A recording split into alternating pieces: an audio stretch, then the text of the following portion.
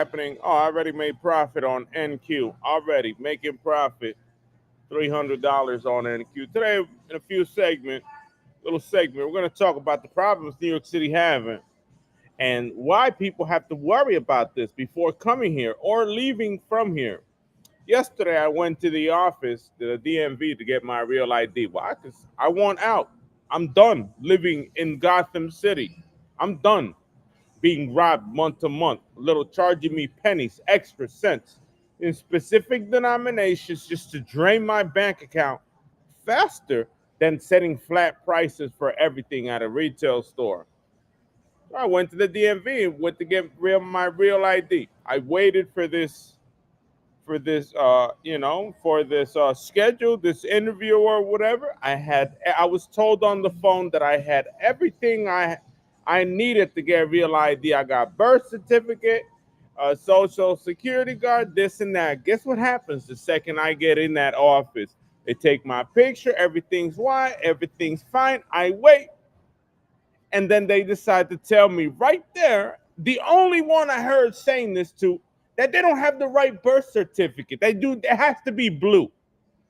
I'm like, ma'am, I got that birth certificate less than 20 years ago. It's 10 years old, 2013, before I went in the military. No, no, no, no one. That bitch went to a black man to decide my fate for a real ID identification so I could get out the city earlier than expected. Earlier than expected. Guess what this man did? This man came back and denied my birth certificate. And I'm an American citizen. It's my birth certificate. It's orange. It was issued at 2012, 2013. What's the problem with that? Nah, it's what they want. Denied my ID, my real ID right there. Denied it outright. Guess what happens when I walk out the store? My mother dies. Call my father, tell him, hey, yo, they denied my real ID. Guess what my father says? My father says, your mother died. You see what I mean? And I don't have the right identification to fly the fuck out of this city. You see that? You see that? And then I call and they say, yo, I tell them, yo, next time, don't tell people over the phone they got what they got, and explain the details of their selection process here, because I feel it was personal. Remember, I came in there with a 40-pound backpack, standing with boots with two bags on each hand. They wanted to make it real simple and real fucking elitist to get a real ID to me. To me, they wanted me to go through the hurdles. You know, it was like a test of self-control. And what I would have wanted is fucking decking that bitch in the face when I heard my mother died. But I mean, with the mightiest fucking power of Jesus Christ, hit that bitch in the teeth for denying my application for my real ID, as I had everything she wanted on the table. A passport, a social security card. I had everything I wanted, and this bitch denies this. So I go outside. I hear the news. I didn't go back in there because I would have made a scene. I called the DMV number, don't want to know, and they said the same thing. No favors. You got to go through the process. You need that birth certificate. I got a birth certificate. What's the difference between a birth certificate issue in New York City and a birth certificate issue in PR? With a stamp and everything, with a motherfucking city clerk stamping it, like boom. And not just one stamp, two. One and tinted, like one physical stamp and a fucking stamp. What's the difference between that and whatever the fuck you're gonna give me in the Bronx? So I end up looking for someone at the DMV, found nobody, no favors, and guess what? New York City has some empathy, right? It does have some empathy. People who work in the EBT office and be giving free money, cash assistance, food stamps. Those people got lots of empathy. They mirror Puerto Rican services. Because if you're hungry quickly, they act quick. Take a car, go out and buy a honey bun or something. Get yourself a soda. But in PR, the DMV situation would have been different. There's a favor would have happened. Someone would have given me a favor. Someone would have thought about it and say, no, this guy scheduled this. scheduled this. I know for a fact that he's going to take months to leave the city. Guess what? Guess when is the birth certificate scheduled? What's the appointment? Where's the appointment? What day is the appointment? October 7th. So I wait 2 weeks to go visit the DMV. And from the DMV, they tell me, gotta wait 60 fucking days after my mother died to have the possibility of getting on the domestic flight and fly to Puerto Rico and touch my mourning father. But they don't think.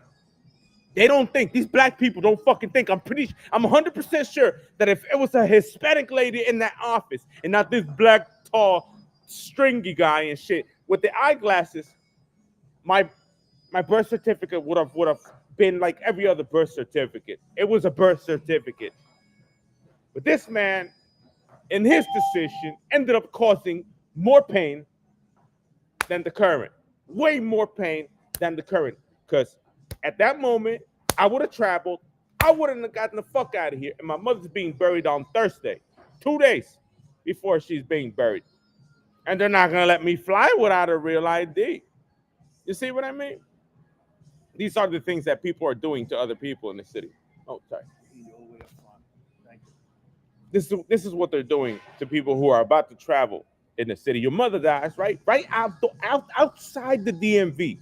Outside the DMV being denied a real ID card. And there's no solution. Wait 60 days. There's no solution. There's no favors. There's no empathy. At the base minimum, New York got to think with empathy.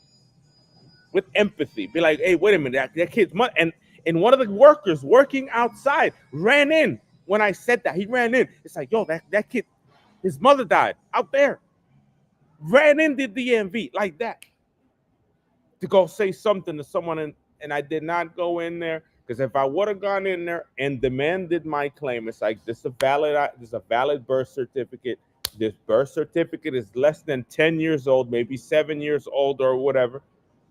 Take it. It's just orange for color of a birth certificate. I would have had my real ID card, and I would have flown out of there.